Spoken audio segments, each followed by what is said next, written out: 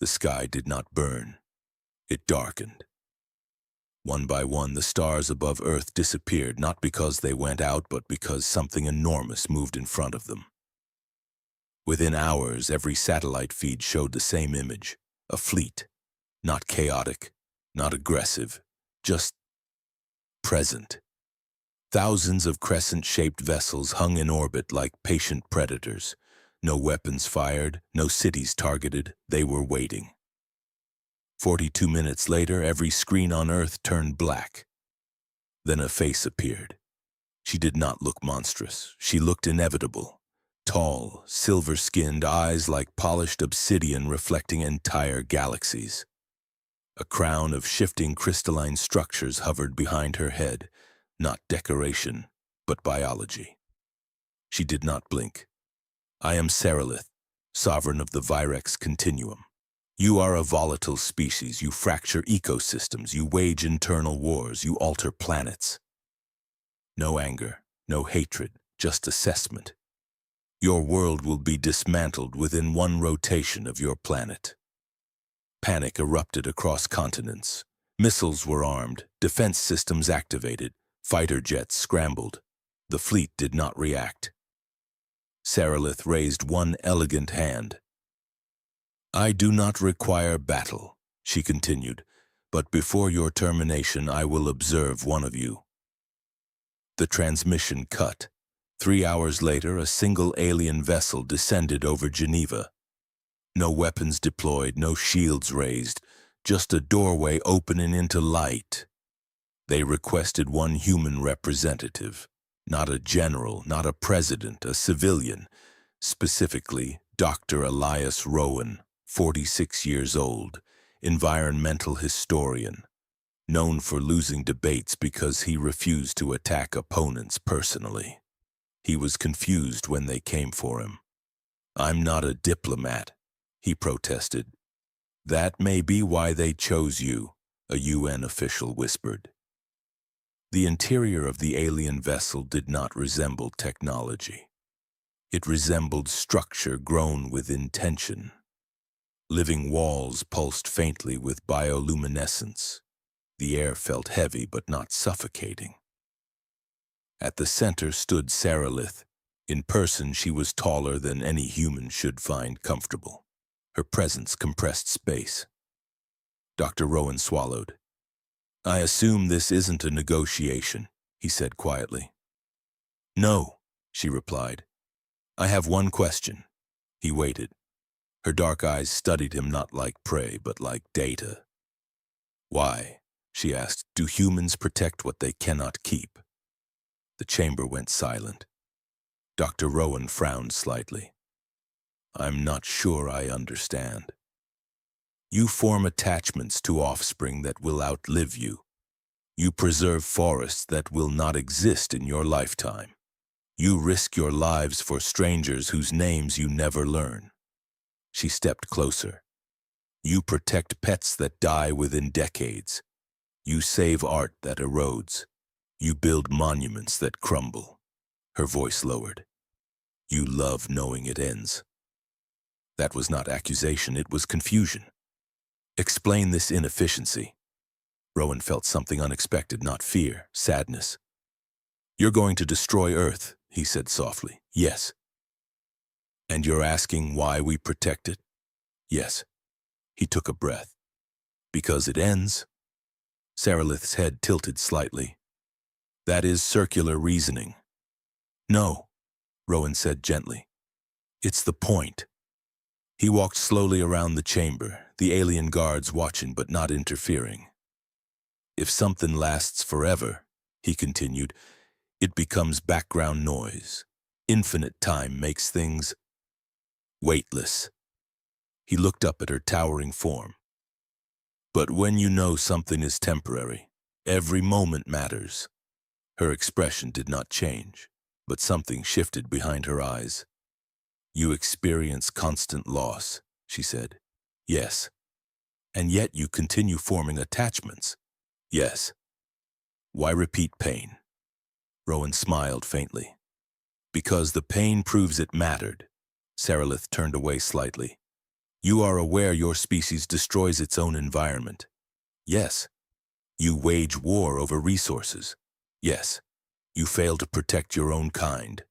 Yes. Then your protective instinct is inconsistent. Rowan nodded. It is. Why? Because we're still learning. The answer was simple, too simple. She faced him again. Our species eliminated internal war millennia ago. We do not experience large-scale extinction. We do not age visibly. We do not form attachments that compromise strategic stability. That sounds efficient, Rowan said. It is. Are you happy? The chamber temperature dropped slightly. Happiness is a hormonal fluctuation. It is not relevant. Rowan nodded slowly. That might be the difference. Saralith's eyes narrowed. You suggest emotional volatility is strength. I suggest, Rowan corrected gently, that caring about fragile things changes how you see the universe. She extended one hand. A projection appeared between them. Earth, blue, white, spinning. Within your species, she said, there exist individuals who would sacrifice this planet for power. Yes. And yet others would sacrifice themselves to protect strangers. Yes. She studied him carefully. Which are you? Rowan hesitated. Depends on the day. That answer caught her off guard. You are not certain? No one is, he admitted. That's why it matters. She stepped closer now, towering over him. If we destroy your planet, what will you feel? Grief. For a world you cannot preserve? Yes. For species you cannot resurrect? Yes. Why invest in loss? Rowan's voice softened. Because trying matters. Silence expanded between them. Your species cannot defeat us, she said. I know. You cannot flee. I know. You cannot negotiate survival through force. I know. Then why are you calm? He looked at the projection of Earth. I'm not calm. His hands trembled slightly. But if this is the last day of my species, I'd rather spend it explaining why we tried. Something changed in Saralith's posture, a shift almost invisible. When my species was young, she said slowly, we encountered a world similar to yours. Rowan listened. It was unstable, war-driven, environmentally destructive. What did you do? He asked quietly. We observed. And they extinguished themselves. The words hung heavy. We learned, she continued him, that intervention was unnecessary. Chaos collapses. Rowan nodded slowly. Sometimes.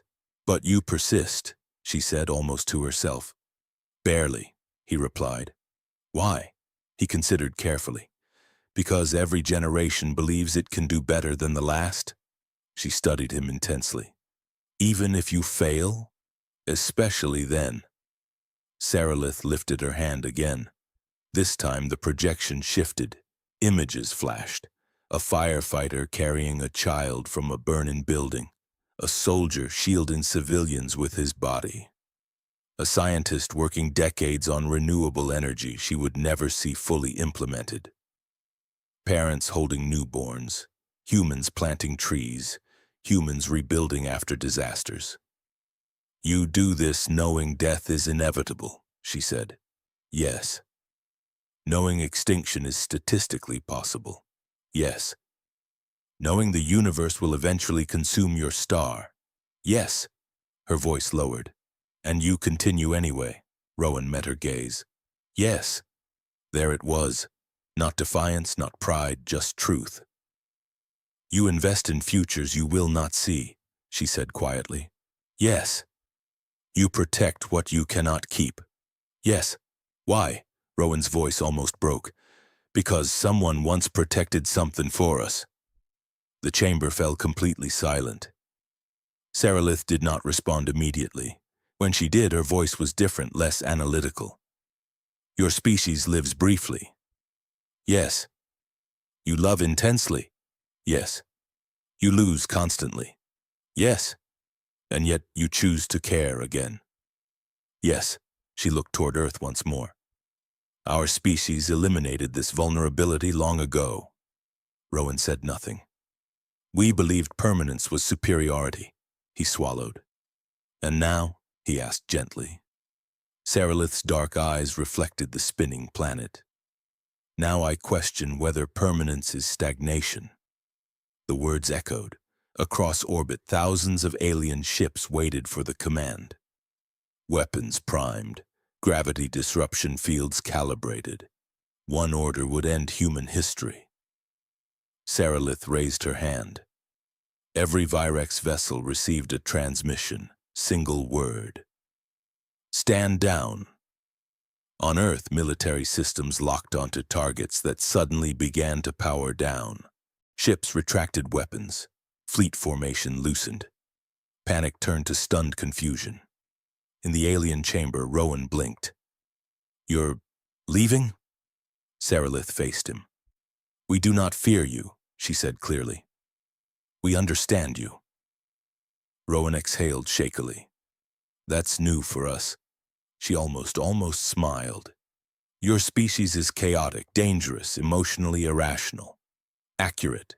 But you possess a trait our continuum has not exercised in millennia. Which is? Hope invested in impermanence. He felt tears sting unexpectedly. So Earth survives because you admire us? No. She stepped closer. Earth survives because destroying a species that protects fragile things would diminish the universe. The statement carried no drama, just decision. You are inefficient, she added. Yes. But you are meaningful. The alien vessel began ascending. As light filled the chamber, Rowan called out, Wait. She paused. Will we see you again? Sarilith considered. Yes. As conquerors? No. As allies? Perhaps. She tilted her head slightly. Continue protecting what you cannot keep. Then she was gone. The fleet vanished from Earth's orbit without a single weapon discharged.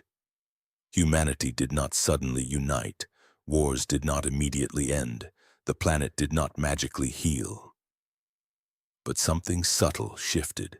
Every leader on Earth had heard the same question. Why do humans protect what they cannot keep? And for the first time, they understood that the answer had saved them.